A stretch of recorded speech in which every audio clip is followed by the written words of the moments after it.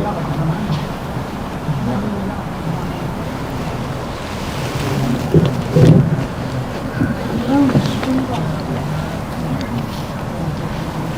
الله الرحمن الرحيم الحمد لله رب العالمين والصلاة والسلام على أشرف الأنبياء والمرسلين نبينا محمد وعلى آله وصحبه وسلم. أما بعد, welcome brothers and sisters at the As-Salaamah community here in Columbus, Ohio. Barakallahu fikum. I'd like to first and foremost begin by thanking the administration and all those who strove in making this gathering for the next 2 days possible. And secondly, as it pertains to our topic today, and the title of the first lecture being the Western culture and its detrimental effects on marriage. And as we know, that the Western culture is something foreign for the Muslim, for the true believer that knows his and her religion, that the Western culture and that which it glorifies and that which it promotes and celebrates is for the most part something that is foreign to our deen. Foreign to our deen. And the enemies of Islam, they are constantly plotting and scheming to throw us off the Sirat al-Mustaqim. And in many ways, they attempt to do this. For anyone who pays attention to all that is surrounding us, especially here in the West, all over social media, in the entertainment world, that everything that they promote is in an attempt to throw us off the straight path of Allah subhanahu wa ta'ala. And from the greatest of affairs in which they attempt to do this is marriage. The institution of marriage. And that is because they know that the foundation of marriage and the institution of marriage is that which keeps societies together. Marriage is a basis for the society. If the family is strong and united and obeying Allah subhanahu wa ta'ala, starting with the father and the mother, and then they raise their children upon that and they cultivate their children upon that, then the society likewise will be one that is good. However, when the family becomes broken, when the parents split and divorce, and the children grow up without either one of the parents not in the picture, then this is the beginning of the downfall of societies, whereby all kinds of immorality, lewdness, evil and corruption enters into the homes. Enters into the homes. And so the enemies of Islam, they work hard and tirelessly in destroying the institution of marriage. And there are many ways that they try to do this. And that is what, bi'idhnillahi ta'ala, we are going to discuss today. The different means that they use to destroy the family and to destroy marriage altogether and to cause us not to have any care or concern or desire to want to get married. And so many of us who may be in school, in university, working, and in our careers, many of us who think that we simply don't have a desire to marry because that is just our preference, let's not kid ourselves. There's definitely a brainwashing that is going on, and there is something that is affecting us by living in these societies. There is a call that is out there that is causing us to feel like this and to think like this. If we are truly honest with ourselves, then we would admit that the reason for us in the times that we live in now, as opposed to 10, 15, 20 years ago, even those who lived in these societies in the West, they would get married young. I remember 10, 15, 20 years ago, it was not strange to find someone getting married right after high school or at the beginning of university or college. That wasn't something strange. That was a norm. And today the 18, 19, 20-year-old, early 20s, as soon as you bring up the topic of marriage to them, they see it as something so far-fetched. That marriage is something for those with white beards. That youth don't get married. That being 18, 19, 20, being in university, you are still too young to get married. That is the mind state of many of the youth, both brothers and sisters. That they believe you must go to university first or college and graduate and get a job and save who knows how much money. And then when they're in their 30s and mid-30s, that is when they think they are ready for marriage. That is when they think they are ready for marriage. And that is those who would even consider marriage. That is the case of those who would even consider marriage. Whereas many do not even want to get married at all.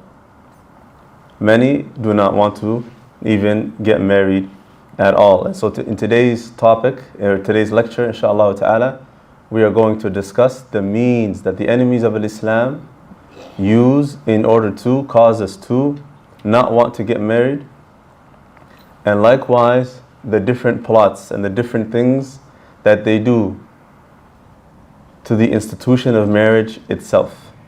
How even those who do get married, although they are Muslims, that they adopt the Western culture and they apply that to their marital life, and that they wish to be married in accordance to the customs and to the ways of the disbelievers, not following the Quran and Sunnah and their deen in how they live their marital lives. And so there are two main movements out there that are responsible for this brainwashing. This brainwashing that wishes to cause us to detest anything related to marriage. And for the sisters, that is feminism, making you believe that men are your enemy, and that your entire existence on this earth is to fight for women's rights. Right? To fight for women's rights, even if those are rights that Allah subhanahu wa ta'ala has not given the woman, but rather to busy you with believing that you are oppressed, with believing that your religion has not given you that which honors you and raises you in this life and the next, but rather busy you with that, and to make you believe and have this sentiment that your brother in Islam is your enemy. And so the war that exists between the disbelievers, the men and the women from amongst the disbelievers, we've now adopted that as Muslims. And we are now fighting one another and hating one another, similar to that which has occurred with the disbelievers. And then for the brothers, it is the red pill movement. The red pill movement that has caused many of the brothers likewise to detest anything to do with women and to not want to ever get married, and believe that every woman is out there, or that every woman that is out there, or every sister that is out there, is out to ruin his life, or that if he marries her, she's going to take his money and put him in jail and take his kids away from him, and all these horror stories that they hear. Everyone has that mentality. So everyone is in fear of one another. Sisters are in fear of the brothers, and brothers are terrified of the sisters. And as a result, nobody gets married. As a result, nobody then gets married. And so as it relates to these movements then the Muslim is not in need of them. The Muslim has that which is in his religion and her religion to follow. We have within our deen guidance and that which will lead us to successful lives and marriages. And so we do not need kuffar and disbelievers to teach us and tell us the way of success. Our deen has that which leads to success in every single aspect of life. Whether that is marriage, whether that is your day-to-day life, whether that is your career path, whether that is business that you wish to begin. Any aspect of this life, our deen has guidance for us.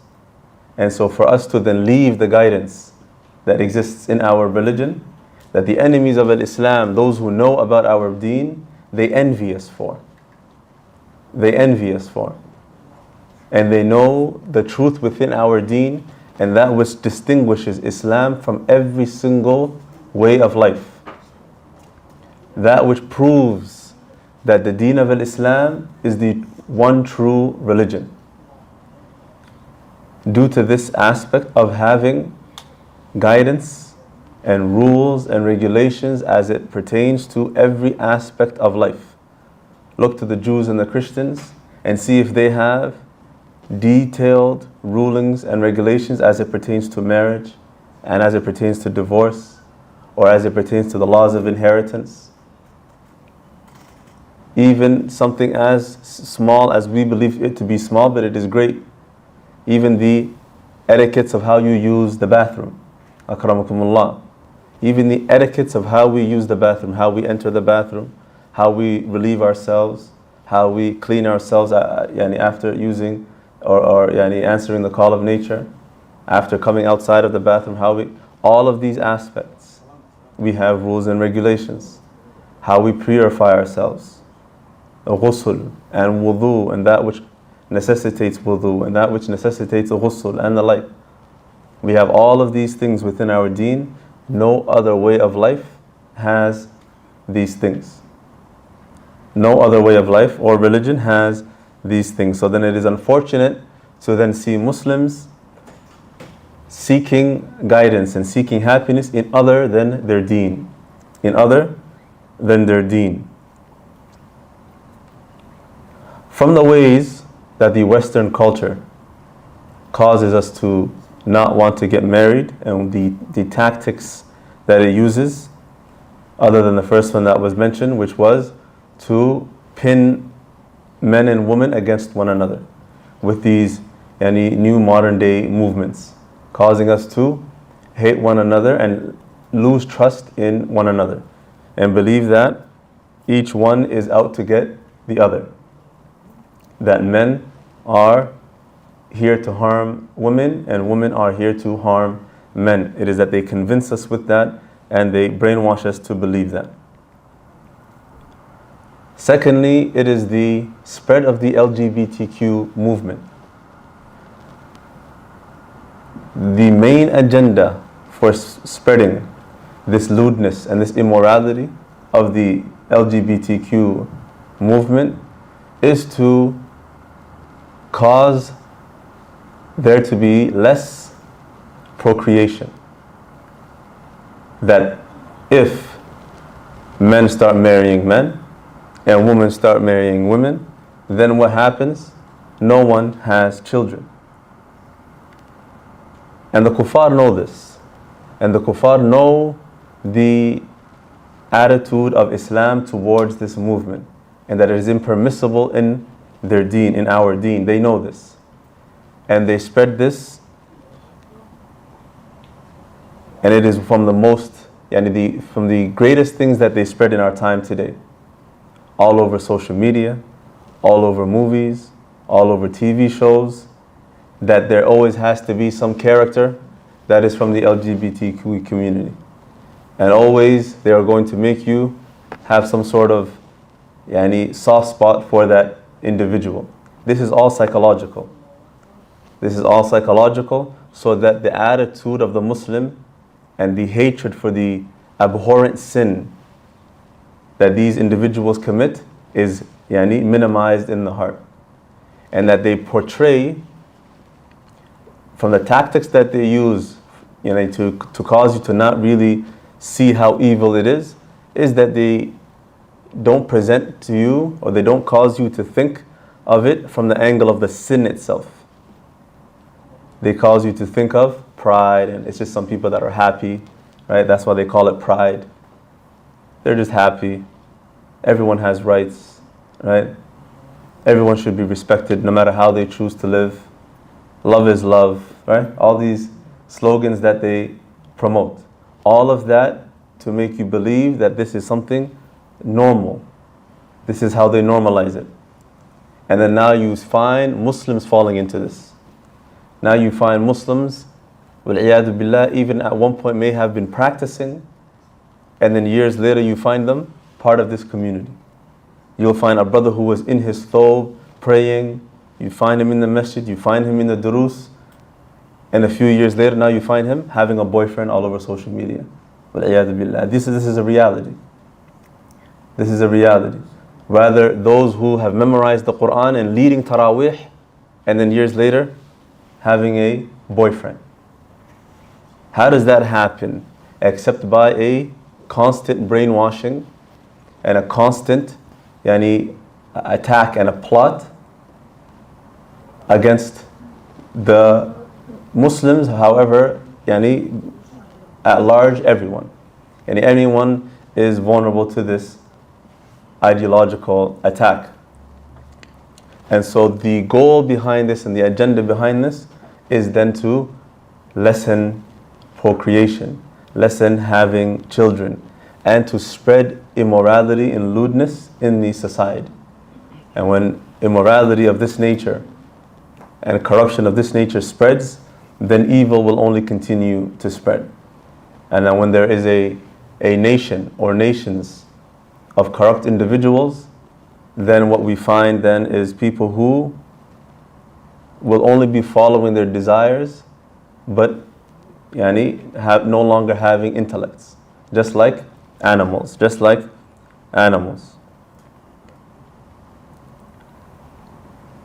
Another method that is used, and it is prevalent on social media, is these new modern podcasts and social media influencers or personalities who constantly speak on gender issues.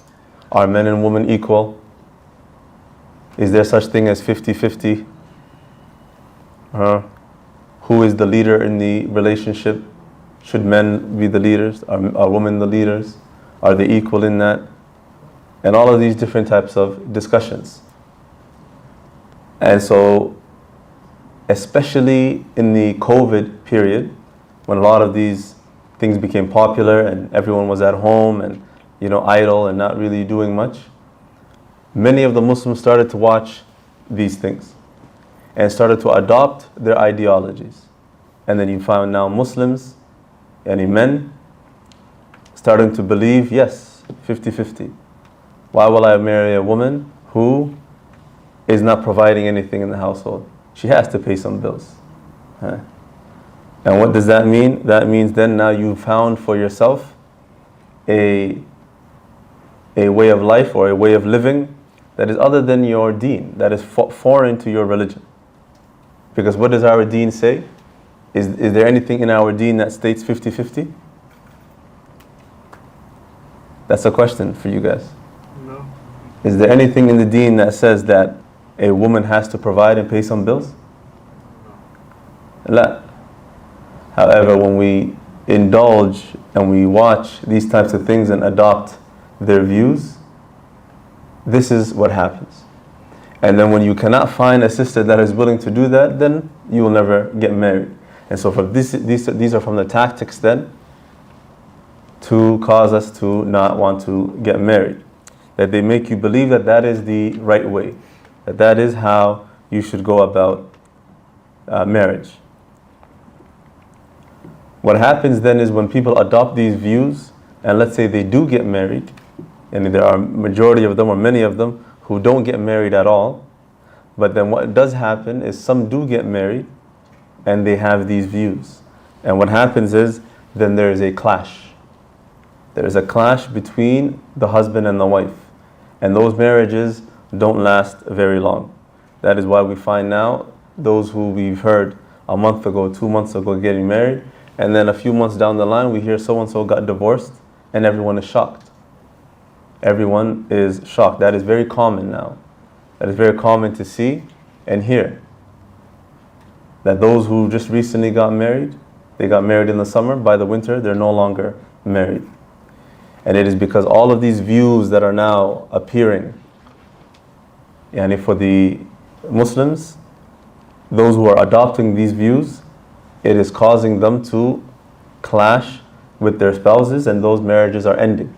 And that is because they, either both of them or one of them, is following a way other than the way of the deen. They are following a way other than the way that our religion has legislated for us. Another evil method that they use is constantly promoting and throwing in our faces the relationships of celebrities, athletes, and other famous people. That all you have to do is open any app on social media, and that is the main news that you're hearing. There may be a unbelievable or serious event happening around the world, people being killed and the like, and all you hear on social media is so-and-so divorced from so-and-so. So-and-so is now dating so-and-so. So-and-so have gone on a vacation to Cancun. What do we care about that? Why is that our business? All right? Why is that our business, what they do with their lives and what restaurant they're eating at and all of these things? Except that there is an agenda to make you, to glorify that lifestyle to you and make you believe that this is the epitome of relationships. That this is the epitome of the happiness in relationships. And what do they say nowadays? Relationship goals. All right? Relationship goals.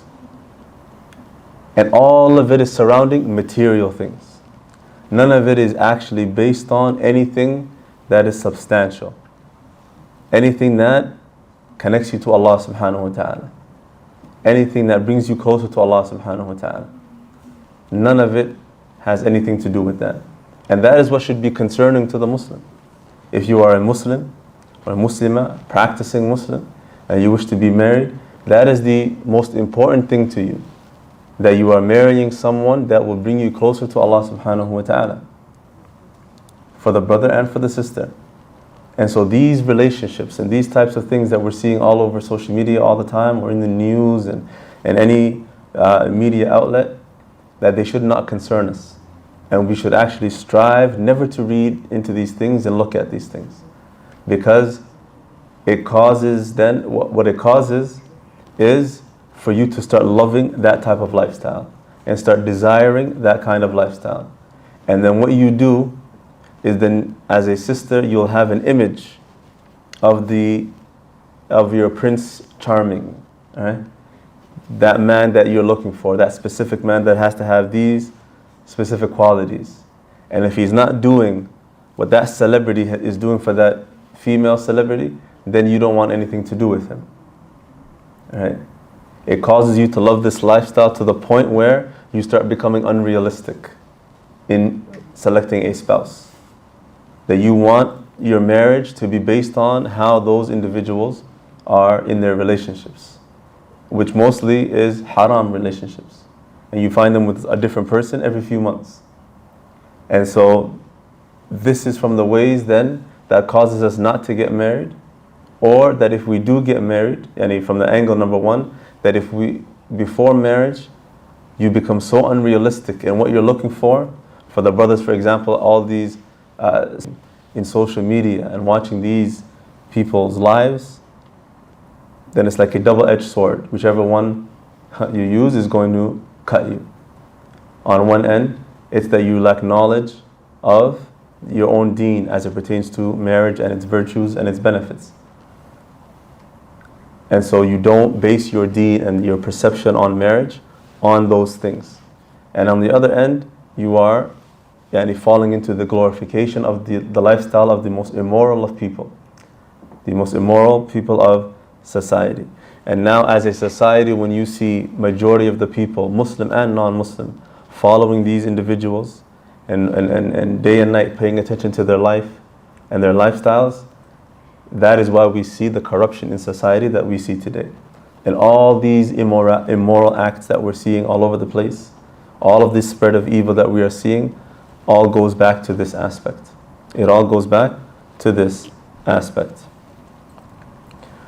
Another harm also from the Western culture and how it molds our minds into how we think and how we see marriage and how we see relationships is that these TV shows and movies and things like that that we are constantly watching and exposing ourselves to, is that most of the time you will find that the way they depict relationships is either boyfriend and girlfriend in most cases. You will find maybe a couple that has children, however they're not married. That is the standard of a relationship. Or that they're not even looking for marriage. Oh, sorry, they're not even looking for children. They're just dating forever, 10, 15, 20 years dating. And then when they have 3 or 4 children, then they decide to get married afterwards, because marriage and children has no relationship. There's no relation between the two for the non-Muslims. However, for Muslims, then we know that there is no path to having children except through marriage. Except through marriage.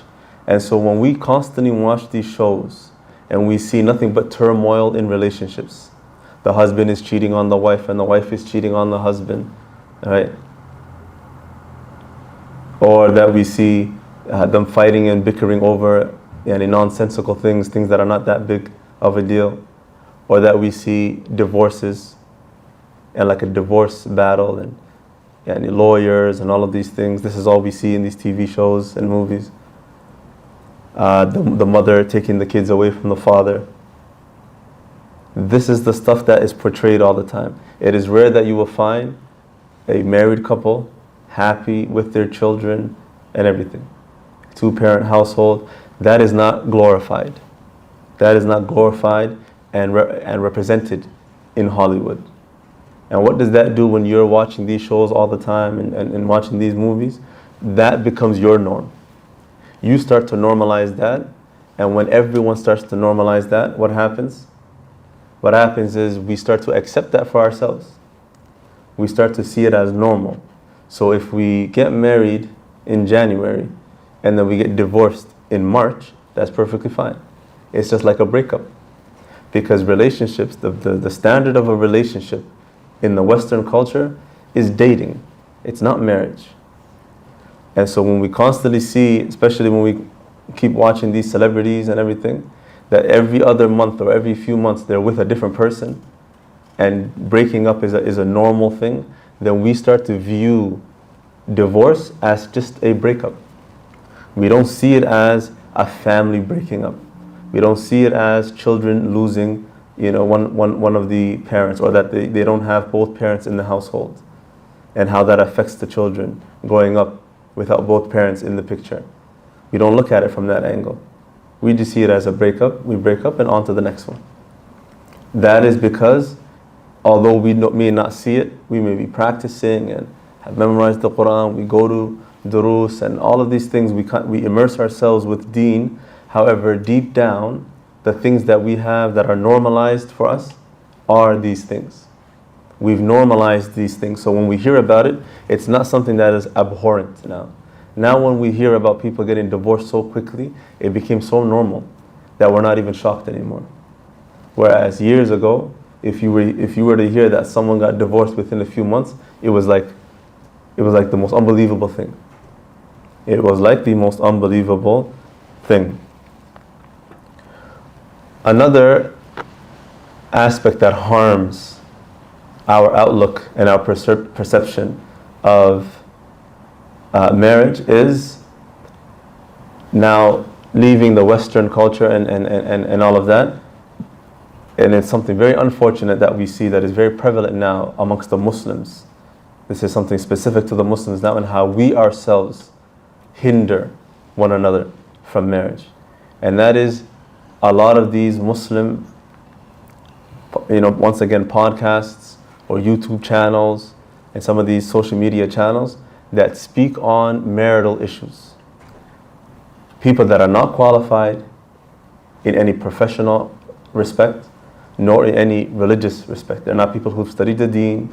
They're not people who can speak on these affairs, yet they are dealing with affairs of marriage, personal matters, people's private lives, things that should be taken back to major scholars that even students of knowledge have no business dealing with.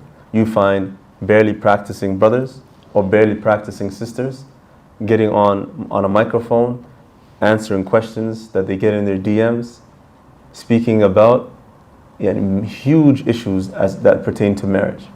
And they're giving their 2 cents. They're giving their advice on what this sister should do with her husband and what this husband should do with his wife and what they shouldn't be doing, what they should be doing. And this is causing now horrible, it's basically a disaster as it pertains to marriage. And now how many people, after hearing these evils on these platforms, they no longer want to get married. Likewise, we have these sisters, for example, who get on YouTube and talk about their divorce stories, the horror that they went through in their divorces. That is something private that you're not supposed to be spreading. Evil as an asl should not be spread. If you hear of an evil thing, that was the attitude of the Salaf. That if they were to see a sin or they were to see something evil, they would not go and the next person they meet, oh, you know what I saw, subhanAllah? And they spread evil. The more that evil is spread, the more it becomes normal to people. Or it becomes a fitna for some people. So as an asl, it's not permissible to spread evil. If someone messages you privately about their private affair, and there's evil, and there's some sort of evil nature pertaining to that, you're not supposed to get on a camera now and on a microphone and start spreading that. That is from the disasters that exists today, and that is causing many to lose hope in marriage and believe now that everything is just doom and gloom. That if I get married, that is going to be me in a couple of months. So the more we watch these things, and the more we allow people like this to even have a platform or to even have a voice, and we don't warn against, we don't warn our friends, and we don't warn sisters, don't warn other sisters, and brothers don't warn other brothers to not listen and pay attention to these types of people, the more we lose hope in marriage and no longer want to get married.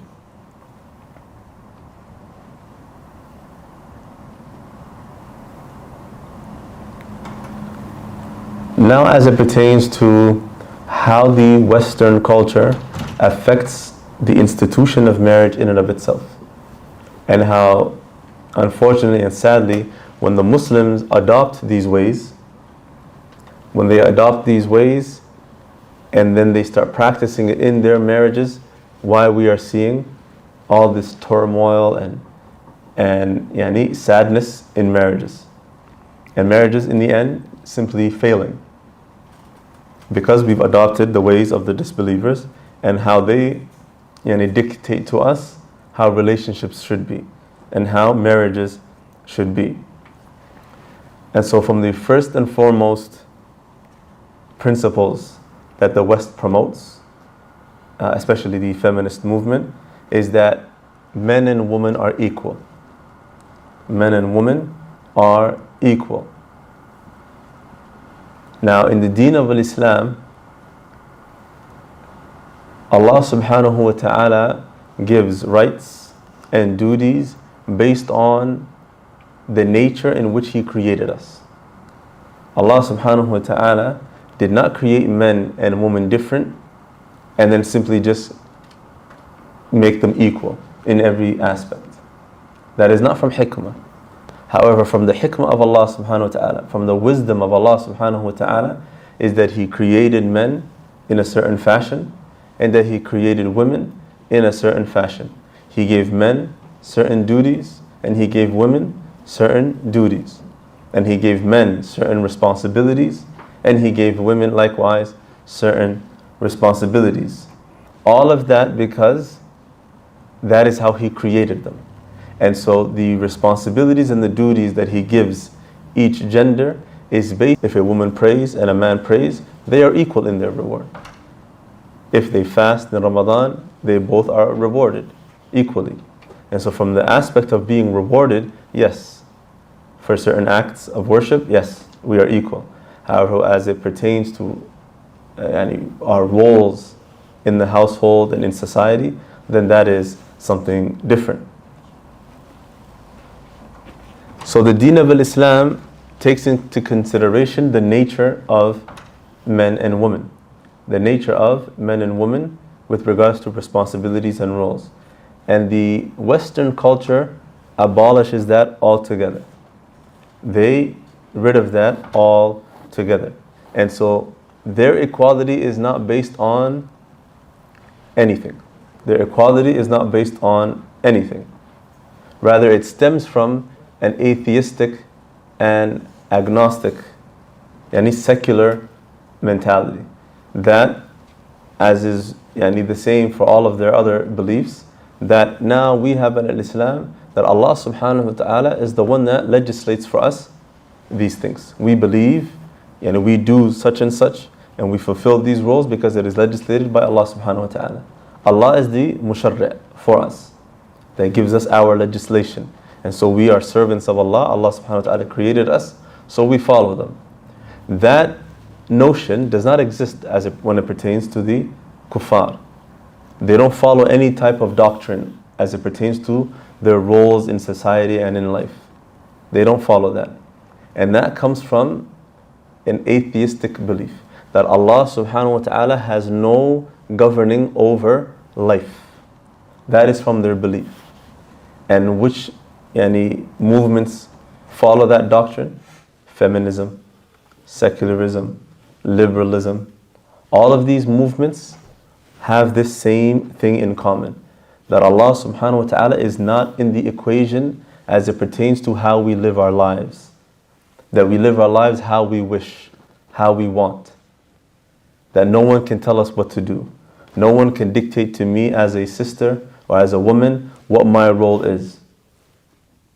Likewise, a brother, no one can tell me that I have to provide for a woman. No one. All of these views don't come from just you being sophisticated and you think because you're educated that you've figured out something special. No, you've been brainwashed. You've been brainwashed to believe that there's a way to success and happiness other than your deen. Other than your deen. And you find many brothers and sisters who go through the university system, if they don't have a basis in their deen, they become affected by this type of thinking and this way of thinking. And so you'll find brothers then if they're looking to get married, coming to a sister saying 50-50. Sister, we're living in times now where things are difficult, inflation, right? Things are not as cheap as it was in the past. You gotta, bring in some money too. So the views now changed and everything changed because this is the mentality or the belief that we're adopting. Whereas if we knew our deen and how we see life and how we live our lives was based on our religion, then these things would not be seen. After promoting equality and saying that men and women are equal, what happens in many cases is another step which is even worse than the first one, which is role reversals completely reversing the roles between men and women. That the woman now wants to be a leader and have an authority in the household. She wants to be submitted to and listened to. She wants to challenge She believes it's from her rights to be able to challenge her husband. And that when he makes a decision for the household, as long as it's within the realm of the Sharia, that is not something impermissible, that she has to have a say. How dare you, make this decision, that decision, without discussing it with me first. All right? And so we have now role reversals. And this is also from the agenda of the Western culture, is to not only make men and women equal, but also to now have authority. The woman now have authority over the men. You'll find that many times. Some brothers who, without even knowing, that his wife is actually the authority in the household. Yeah, he just may be, the typical brother going to work here and there, but she's the one that makes the decisions. And he just sits there and allows that to go on. What happens in that type of relationship is that even if a sister believes that is where her happiness lies, in making decisions and running the household, she will eventually lose respect for that man. Any woman in her nature who wishes to lead a man, that is a clear sign of deviating from the fitrah. The nature of women is that they're taken care of in every stage of their lives. When she's a girl, her father is the one who takes care of her. And if she has brothers, her brothers. And then when she gets married, that responsibility is transferred to the husband. And so the husband now is responsible for taking care of her in every aspect. In every aspect. Therefore, she follows his lead. That is in her nature. And in the nature of men is that they are the decision makers, that they are the leaders of the household. That he is the one that is obeyed, the mother, the wife, and likewise the children. But when these roles are reversed, from the harms that it causes is a confusion to the children. The children themselves will adopt the same attitude that the mother has towards the father. They will also likewise do the same thing to the father. They will witness their mother yelling at the father. They themselves will start yelling at the father.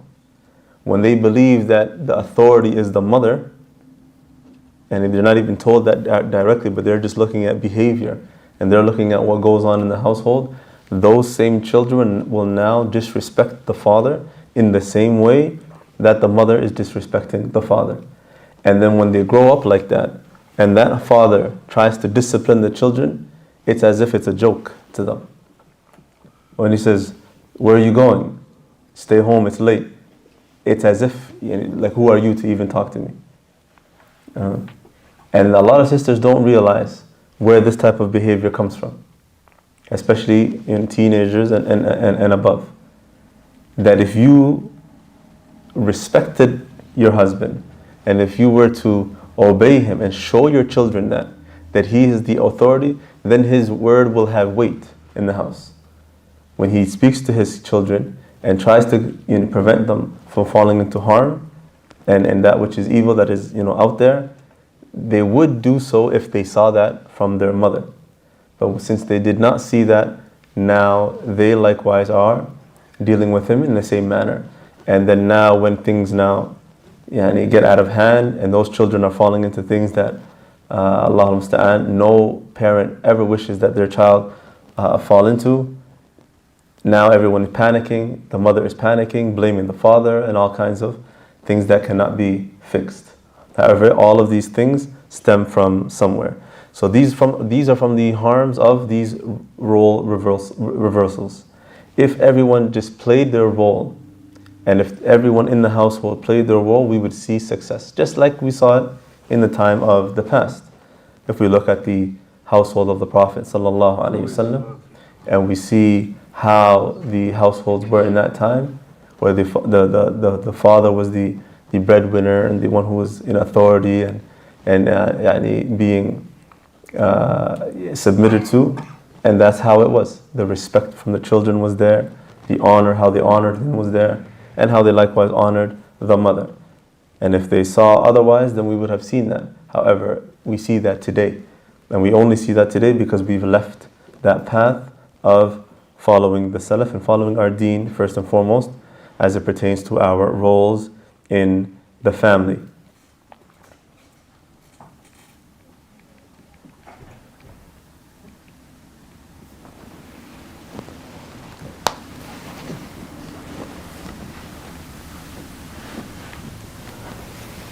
And just as a quick point, yani, we said that the secularist movement and all these other movements in general, the Western culture, and how they depict roles and how men are just equal to women and men are just equal. And so there's nothing that actually, there's no source for where they derive their roles from. We mentioned that we derive the roles from the Quran and the Sunnah.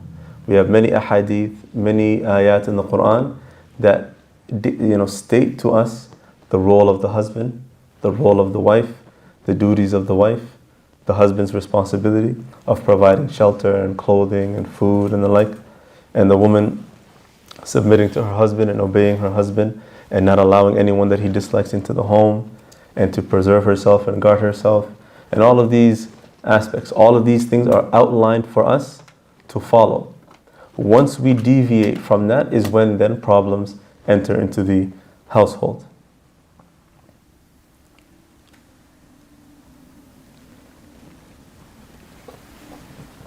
And now, when these things happen, that the roles are reversed, and that we believe now that men and women are equal, and years pass, and years, lack of an education, not having passed even high school, only having done some of high school, grade 9 or grade 10, and then dropping out of high school, and other social ills. Does anyone know what the common factor is between all of these things? All of these things that I just mentioned now. Incarcerated, those who are in prison for any kind of crime, violent crimes or otherwise. Drug abuse, suicide, homelessness, mental illness, unemployment, lack of education, just some high school. The common factor between all of these things is that those people who are in these categories come from broken homes. The father is not in the picture. They come from a family where only a single mother raised them. That is the common denominator. A lot of these young Muslim men who are in jail, the father is not in the picture. For whatever reason, his parents divorced. Homelessness, likewise. Those who are addicted to drugs and fall into drugs. Those who have suicidal thoughts. Those who are suffering from some sort of mental health disorder now. Those who can't get a job or don't even have the zeal or the eagerness to even get a job. They don't have the motivation at all. Just simply sitting in their house, binging TV shows for years and years and eating junk food and all kinds of things in their mother's basement for years and years, not having any aspiration in life whatsoever. All right? And lack of an education, have no desire to study anything. All of these things, the common denominator is a single mother raising that child. And when I say these categories, I don't mean a small percentage. 75% to more of those who are in jail, those who are suffering from drug abuse, those who are homeless, those who don't have an education, all of these things come from a single parent household, meaning a mother. A mother is raising. A mother cannot raise a boy on her own. There are things that a child needs, a boy especially, from a father that a mother cannot give. Likewise, there are things that a daughter needs from a father that a mother cannot give. A mother, when the children are young, yes, she's the one that is usually closer to her children she's the nurturer and they need, mercy and gentleness and softness at the beginning stages of their lives. However, when that child reaches an age of distinction and needs to be disciplined and needs to be set aright and guided into the adulthood that they would become, that is the role of the father. The father keeps the children in line. For the daughters, their father is like their protector. A girl needs to see a father and feel like she's protected, feel safe. She needs to see an example of a good man, a man who treats her mother well, etc. So that she now knows what to look for in a man when she reaches the age of marriage. If she does not have that, where will she find out, or where will she figure out a good man from a bad man? And the decision that she'll make, she won't have guidance. In most cases, the only way for a girl, especially if she's practicing and she's in her home, throughout her young years, that this is how she would find out, or this is who she would look to see that a good man, and be able to judge, and that would be her standard. Her father would be her standard, and in order to have that mentality or that outlook, she would need to have him in the household. He has to be there. And so once that's not there, then we find all kinds of calamities happening. When a girl grows up without her father, that also has a lot of detrimental effects on it, or with it, that come with it.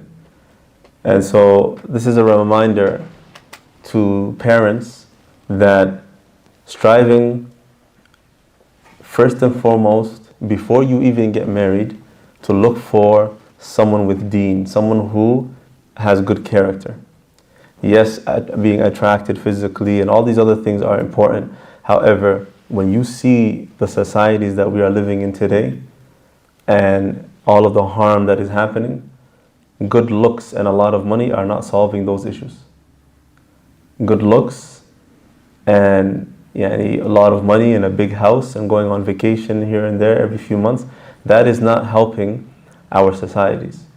So before you even get married, you choose someone who you know will raise your children correctly, who you can trust to be there for your children in the way that they need, and you guys see eye to eye as it pertains to how you want to raise your children. Not someone who will just let them do whatever they please. This goes for both brothers and sisters, that you seek for marriage someone who will raise your children to be upright. That is the most important thing. That is the most important thing, because after you pass away, if you do not have righteous children to pray for you, that is a great loss.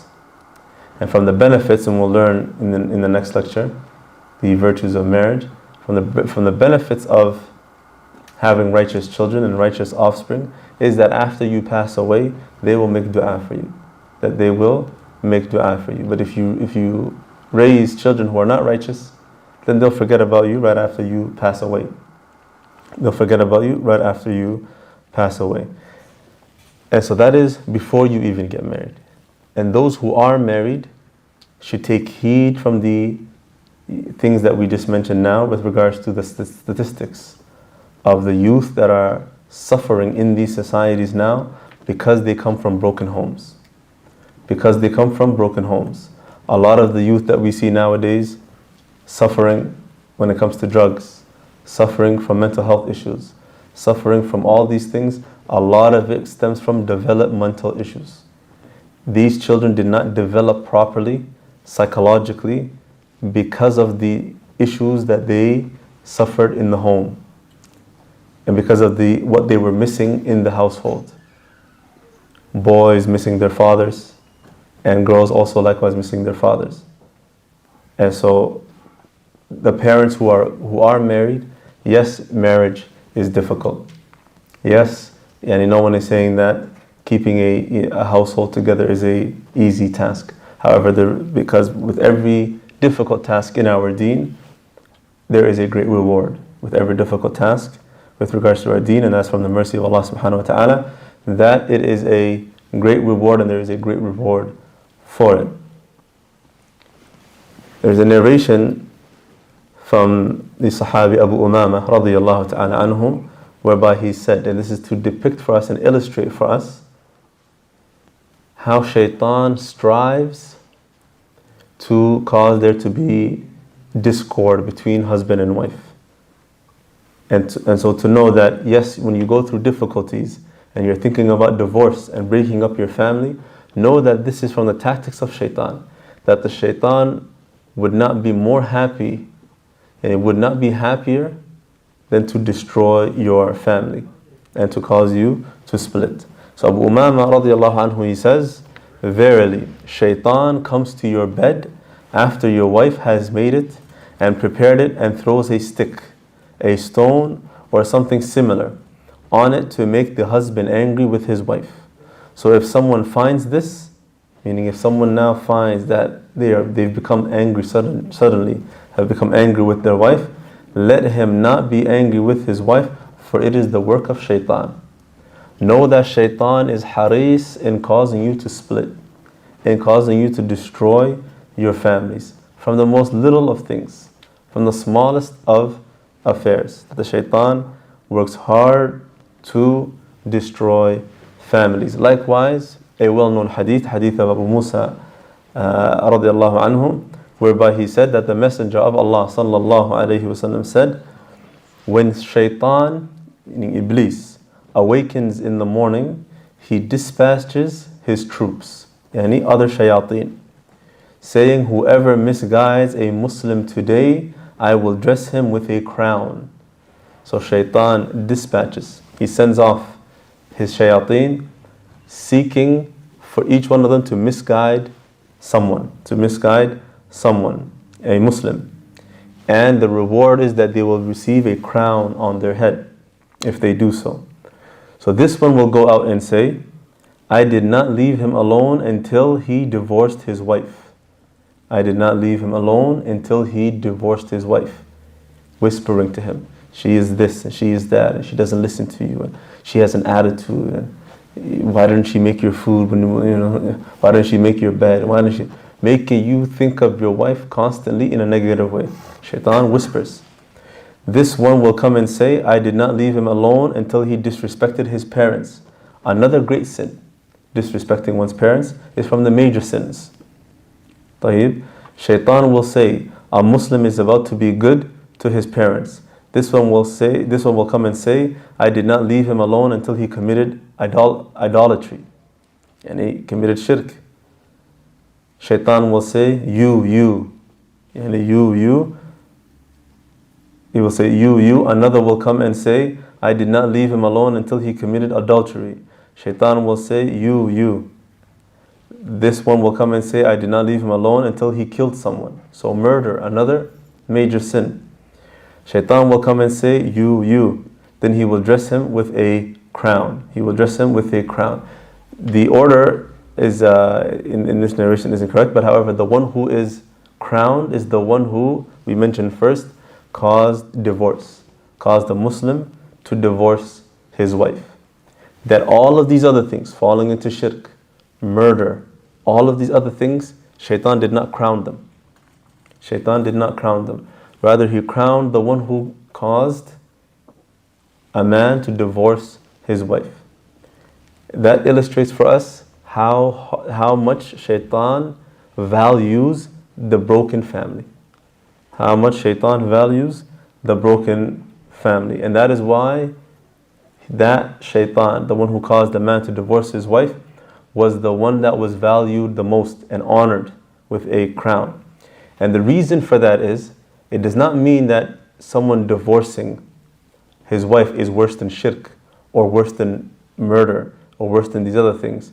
What it means is that when shaitan causes a man to divorce his family or his wife, and the family now becomes broken, all of these other sins become inevitable, because the family is now broken, and this is just one family, and then another family, and another family. And when divorce increases in societies in this nature, what happens is all kinds of evil spreads, all kinds of misguidance happens when the household is broken.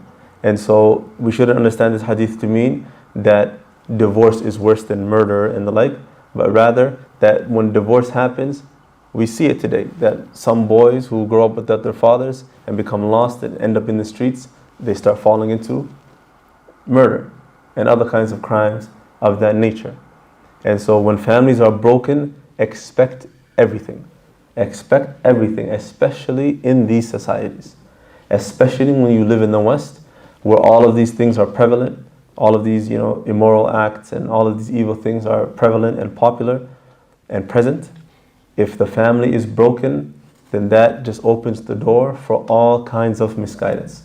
We find Muslims leaving Islam, apostating. We find Muslims becoming a part of the LGBTQ community. We find Muslims committing suicide. We find Muslims today overdosing from drugs in their own homes, some of them. We find Muslims killing one another. We find all kinds of sins. We find anything you can think of. Every sin you can think of. At the top of it, kufr and disbelief. We find Muslims becoming Christians. All of this exists.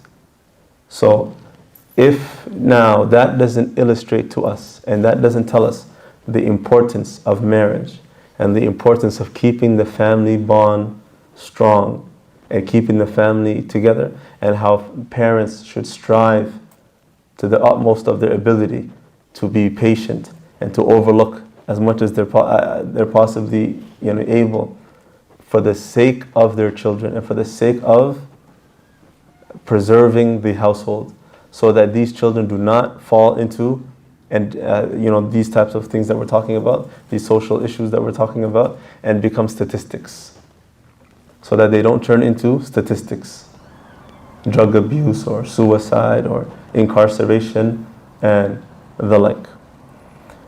We'll conclude with that with regards to this first lecture, inshaAllah ta'ala. In the next lecture after Salat al-Maghrib, it will be with regards to the virtues of marriage as it pertains to al-Islam, which will be a counter to what we mentioned in this lecture. So after